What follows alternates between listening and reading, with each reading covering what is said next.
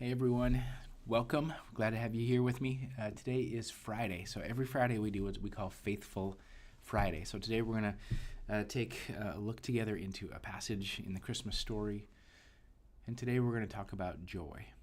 But before we get to that, I just want to make a quick mention to those of you who are joining us for our 14-day Less Stress Challenge. Thank you for being a part of that. Gosh, I think today is day 11. 11 in our 14-day challenge. We just have a few more days to wrap that up. Love for all of you who have made comments in that, those of you who are tracking with us every day. We'd love to hear from you. In fact, to add to that, if you're jumping online with us right now, we'd love to hear from you as well. I think we have a chat option for you to be able to let us know that you're listening, or if you have any thoughts, we'd love to hear those as well. All right, man, it's hard to believe we are just days away from Christmas.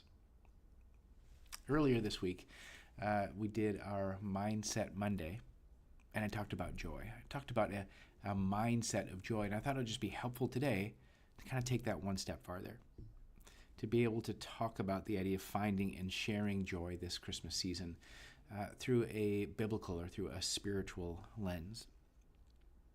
And so as we do that, first of all, I just want to take a moment. I want you to consider with me for a moment, like maybe what's the thing that's maybe it's already happened today. Maybe it was something yesterday, something you maybe experienced as a moment of joy. Whether that was watching the sunset, whether that was being able to sip your cup of coffee this morning, whether that was to get out for a walk, whether that was to interact with a meaningful conversation with an important person in your life. Just take a second. Think about joy. Now, some of you might be listening and you're like, hey, I haven't had any of those experiences. Well, that's part of what we're going to explore today, right? This idea of finding and sharing joy this Christmas season. So when we think about the Christmas story, we'll most often go to Luke chapter 2, and that's the telling of the birth of Christ. And in the midst of that, in chapter 2, verses 10 and 11, there's this story, part of the story, where the angels have found the shepherds in the fields by night, and they're tending to their flock, and the angels show up. And in the midst of that, it says, "But the angels said to them, 'Do not be afraid. I bring you good news that will cause great joy for all people.'" Right? Do not be afraid. I bring you good news that will cause great joy for all people. So we're going to dig into this a little bit. What is joy? Where does joy come from? But I love that in the midst of this story, the greatest story ever told, right? The most impactful event in history. There's this experience, right? The angel said to them, "Do not be afraid. I bring you good news that will cause great joy for all people." So I think it's helpful for us to be able to, first of all, maybe give clarity to what is joy and what sets it apart from happiness. So let me give you a couple factors that kind of help distinguish joy versus happiness. Now, typically, we might think of happiness as something that is external. What I mean by that is we tend to find happiness as a result of, think of like a noun, a person, place, or a thing, right? Or an experience. Something that comes from outside of us. It's external, as I mentioned. You know, this idea of I'm so happy when the Amazon box shows up, or I'm so happy when I get to open the present under the tree, or I get to see somebody else open the present that I've given to them, or I'm so happy when I get to interact with my friends, or I'm so happy when I get to be at that certain place that I might literally call my happy place. Okay, so if happiness is external, then let's consider the idea that joy is internal. Joy comes from within. You know, if we keep reading this story, the narrative of Jesus' birth, it talks about Mary cherishing these things in her heart, right? She had this internal, interpersonal experience to cherish these things in her heart. Joy comes from within. So another distinction between happiness and joy is happiness is often situational, it's circumstantial, it's the idea of it's fleeting. So contrary to the American dream, right? This idea, the pursuit of happiness, that it's somehow once we achieve it or once we attain it, we sustain it. No, happiness is actually something that it's fleeting, right? It's situational or circumstantial. Again, all of the examples I shared, right? When the Amazon box shows up, when I get to open a present, when I get to see somebody else open a present, when I get to go to the party, when I get to be at my happy place, right? Whereas joy is constant. Joy is something that is enduring, something that is going on and on, outside of our situations, outside of our environmental factors, outside of what's happening externally to us or around us. That's what joy is. Joy is actually, if we think about it in mental health terms, it's a state or a condition. I love that terminology. Joy is a state or condition. And it's often connected to, we're going to talk about this a little bit today, the states of peace, of gratitude, and of contentment. And I think it's important for us as we talk about finding and sharing joy this Christmas that we have to acknowledge that it's not in contrast to or in competition with some of the other things that we experience frequently in the Christmas season. So sadness, right? The idea of grief. For many of us, we experience sadness or grief at the holiday season, right? The loss of a loved one, the loss of an experience, the loss of anything that maybe we've had in the past or we've held on to. Right? There's an experience of grief. In fact, we often call that a blue Christmas. And then I think we also have to acknowledge, which we've been doing, in this 14-day challenge, is there's an incredible amount of stress in the holidays. Right? Stress, worry, anxiety, anxiousness, right? All of this this experience of trying to get everything done and make it just right and just perfect. So in the midst of this, again, important for us to acknowledge that it's okay. It's not just okay. It's actually more than that there's actually a coexistence. In fact, we often refer to this as this idea of an emotional co-occurrence, but it's this idea that we can actually experience more than one thing at a time, and that's what I'm talking about here. All right, we can find and we can hold on to and we can cherish joy, and we can experience stress and worry and anxiety and sadness. I mean, think about that even in the Christmas story itself, right? Like all of the crazy and all of the chaos of Mary and Joseph, right, finding their way to the inn, getting shoved into a barn or a stable or a cave or whatever it was that they were in that night, right? And the smells and the sounds of the animals and the hustle and bustle of the city and the shepherds showing up in the midst of all of that, right? There's a lot going on. And in the midst of that, right, there's joy. There's incredible joy in the midst of it. So think about it this way. Joy isn't the absence of negative emotions, but a deeper resilience and peace amidst them. Let me say that again. Joy isn't the absence of negative emotions, but a deeper resilience and peace amidst them. I think that's super helpful for us to hold on to this Christmas season. All right, here's an example. So think about someone who you have that you've lost a loved one and finds joy in the old holiday traditions and holds on to those memories. Right, here's a coexistence. Right, here's a co-occurrence. Right, where I can feel a sense of loss, and yet I can feel a sense of joy at the same time.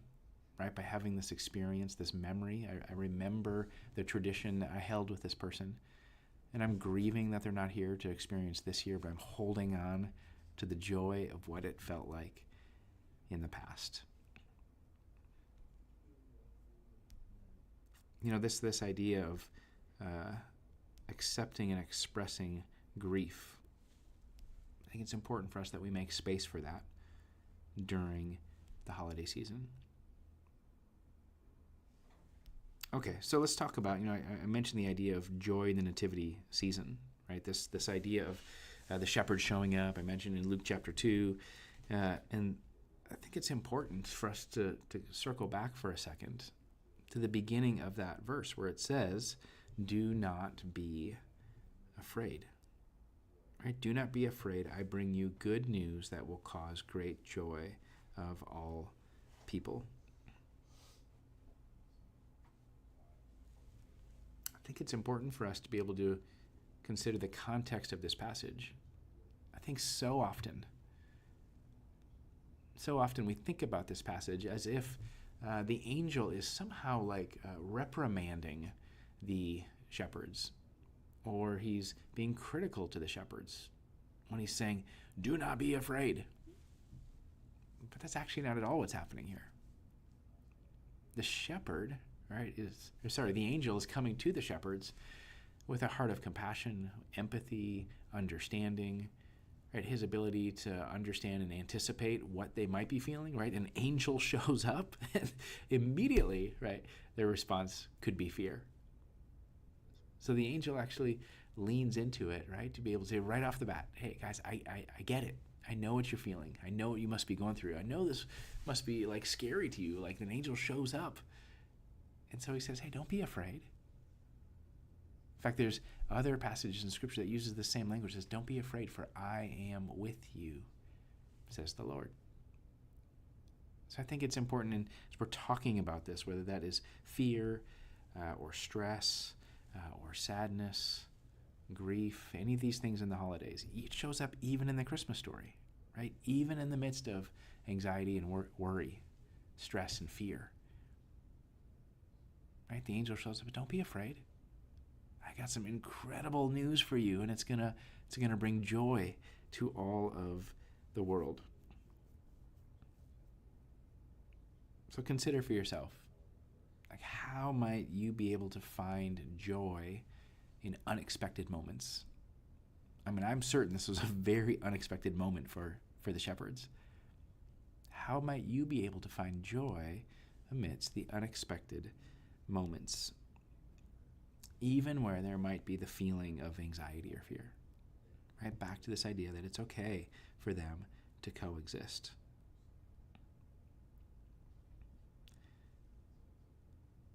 So this might be able to think about this in the way of how we might cultivate joy in our daily lives.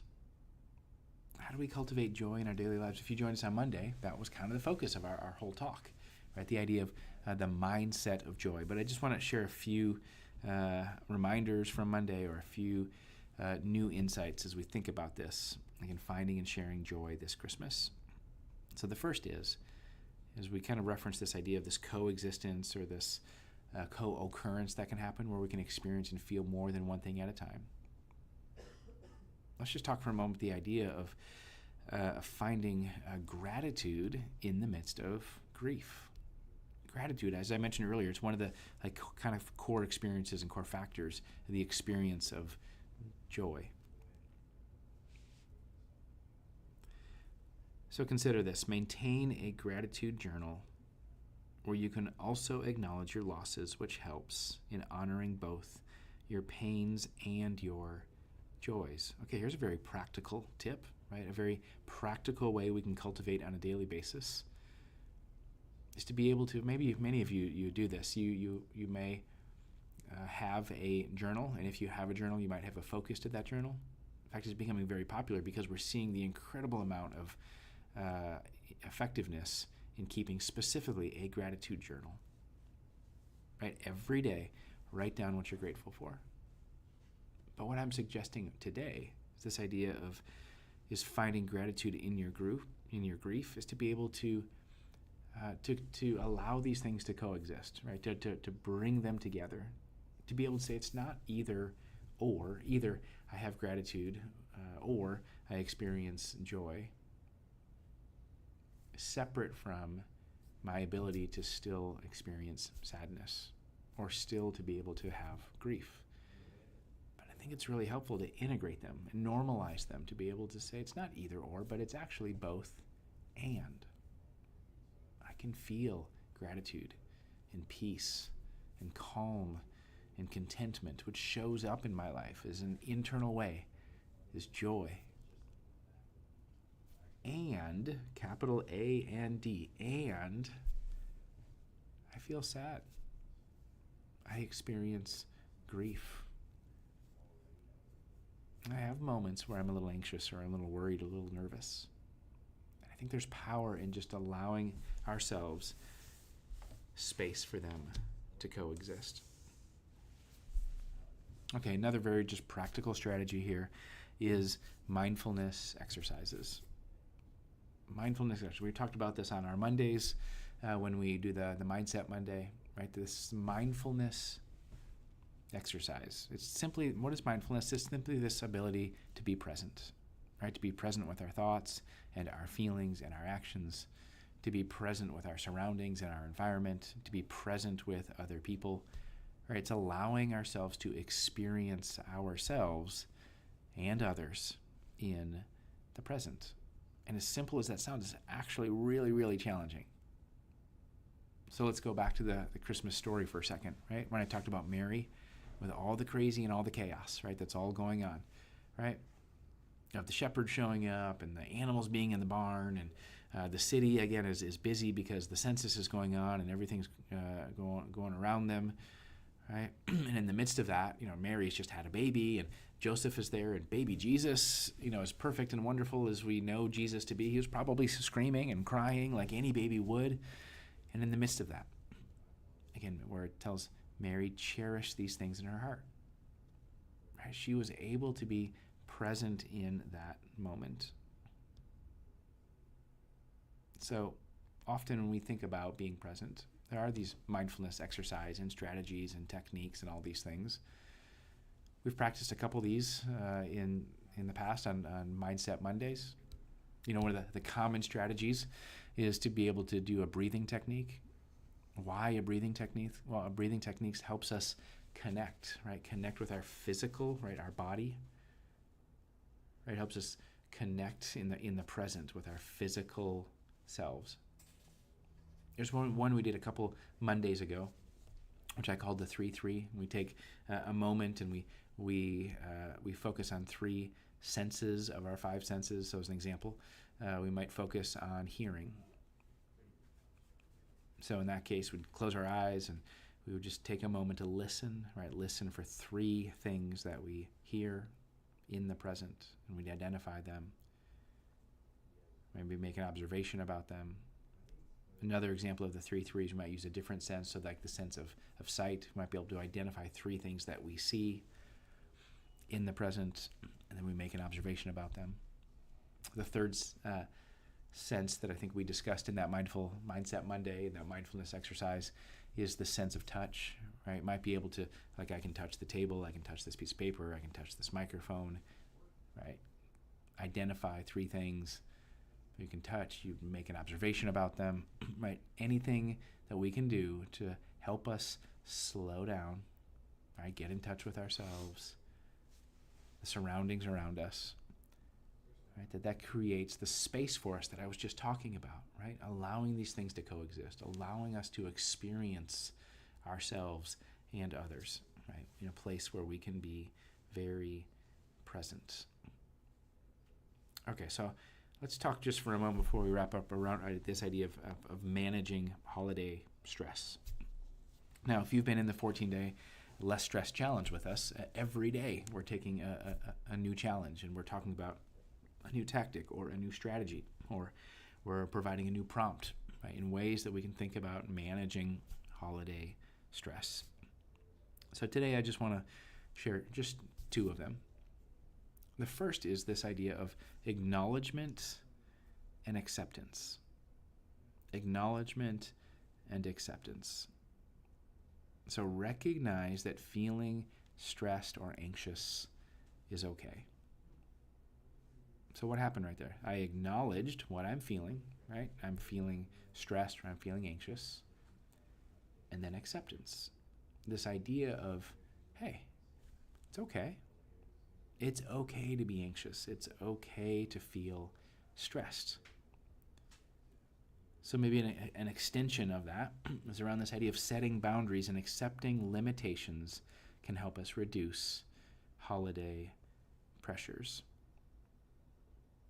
So let me kind of walk you through a very, very simple and very practical daily method. And it's simply this. Every day, check in with yourself. Okay, just like you check in with other people in your lives, you ask other people, hey, how you doing? Or how was your day? Or what's up? What's going on? What if you took a moment every day to do a self check-in? And every day, you just simply ask yourself these 3 questions. First question is, what am I feeling? Okay, this is a question of acknowledgement. It's a question of being able to just put words to your feelings. Ask the question, what? What am I feeling? Second question is, why? Like, why am I feeling this thing? Or maybe it's your thoughts as well. You can ask yourself, what am I thinking? Or why am I thinking it? And it's simply the ability to just give context, right, without judgment, but in a curious way. So if your response to that question is, I'm feeling stressed or I'm feeling anxious, right, then ask yourself the follow-up question, why am I feeling stressed? Why am I feeling anxious? Again, without judgment. And that's this part of saying, hey, it's okay. It's okay to feel stressed. It's okay to feel anxious. So rather than judgment, I'm going to respond with curiosity, right? I'm going to ask myself, why? Why do I feel that way? And then there's this third question, which is how? How do I want to respond to that thought or that feeling? Again, walking through that, the question of what am I feeling? I'm feeling anxious or I'm feeling stressed. Asking the next question of why? Why am I feeling anxious or stressed?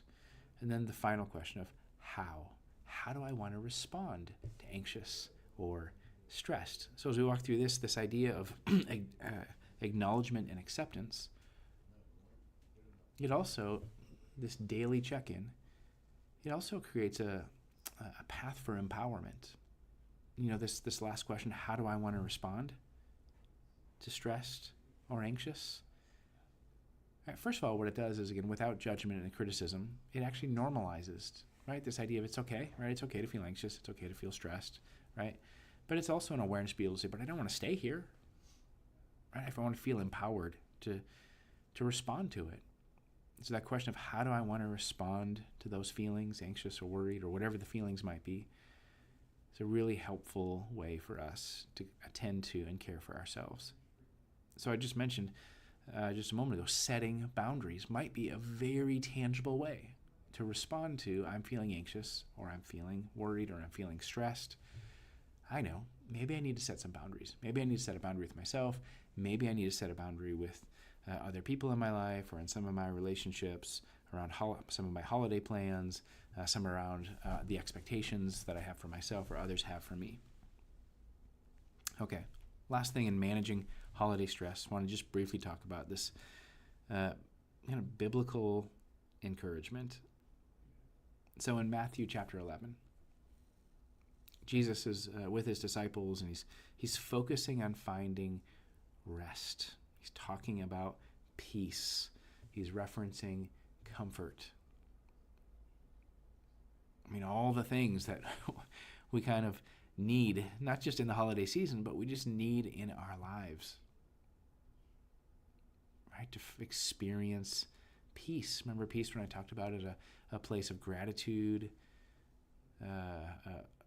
this idea of joy including gratitude, joy including peace, joy including contentment. And here's Jesus in Matthew chapter 11 again, talking about rest and peace and comfort. And he says this.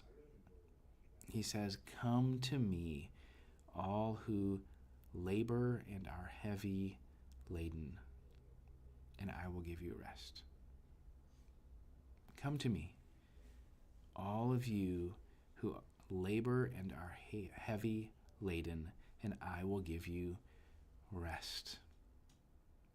Tying that back to this idea of the Christmas story, right? Here's all the crazy, here's all the chaos. And in the midst of that, angel shows up and he says, hey guys, don't be afraid, right? Fear not. There's another version that says, I come with great tidings of great joy. right? Or this version that I read, this idea of I come with great news that will bring joy to all of the world. In those moments, again, we've already determined today, it's okay. It's okay to feel anxious and worried and nervous and stressed. It's okay to be sad. It's okay to grieve. It's not just okay, it's actually good. It's good for us to be able to feel those feelings. And in the midst of that, I think one of the key factors that we discussed today that is so important, and I hope to take away for you, and I know it's a great reminder for me, is that it's not either or. It's not that I have to be happy and I have to smile all the time and I have to experience some kind of joy because it's Christmas and we know the song Joy to the World and we know the season is supposed to be filled with joy and it's supposed to be the happiest season of all.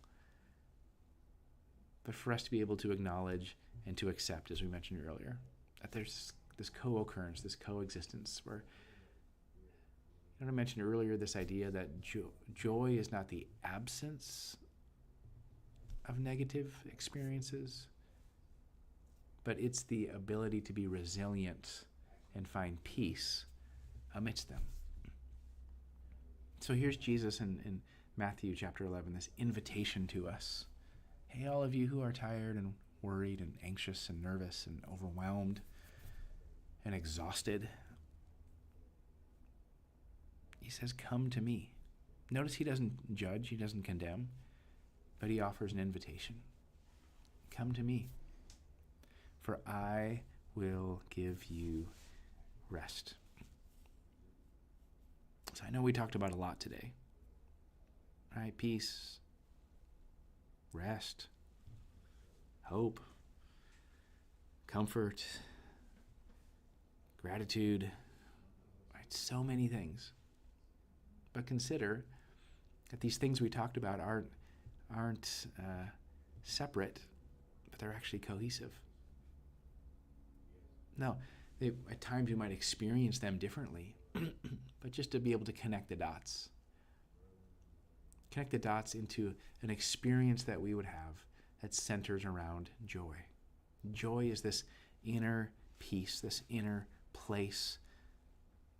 It's a state or a condition, right? That is not circumstantial, it's not situational, but it's enduring. It's not from what's happening outside of us, but it's what's happening from within us.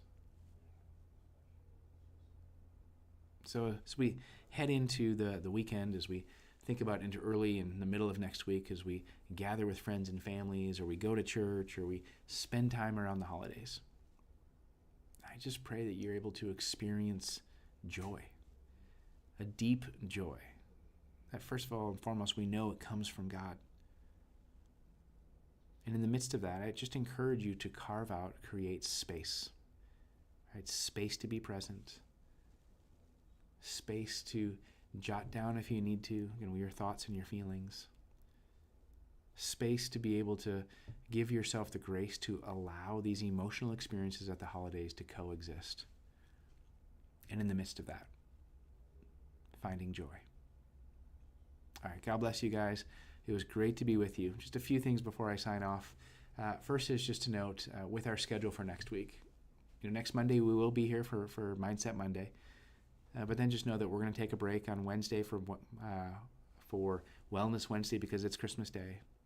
We're actually going to take a break next Friday as well for Faithful Friday amidst the holiday break. We want to make sure that you get the break, and our team here does as well. But as we're doing that, just keep up with us. Keep up in the app or in the coaching platform, again, whether you're online or whether you're in the app, to any and all of the resources that we push and that we post.